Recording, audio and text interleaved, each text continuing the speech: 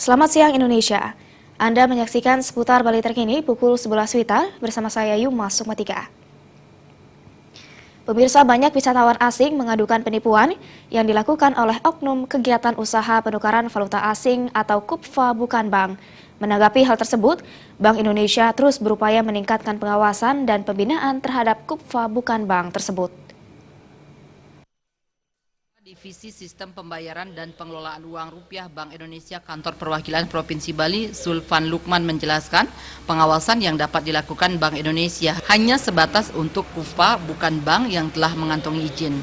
KUPVA yang melakukan pelanggaran akan dijatuhi sanksi tegas dan pembinaan.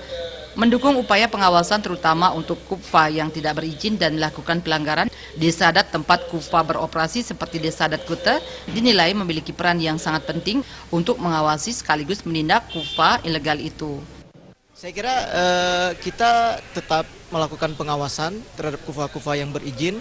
Ya, kita lakukan on-site, off-site, ya. Kemudian apabila memang ada pelanggaran-pelanggaran yang dilakukan, ya tidak sesuai dengan aturan-aturan, kita berikan pembinaan, ya, sehingga akan mereka melakukan kegiatan ini sesuai dengan ketentuan yang berlaku.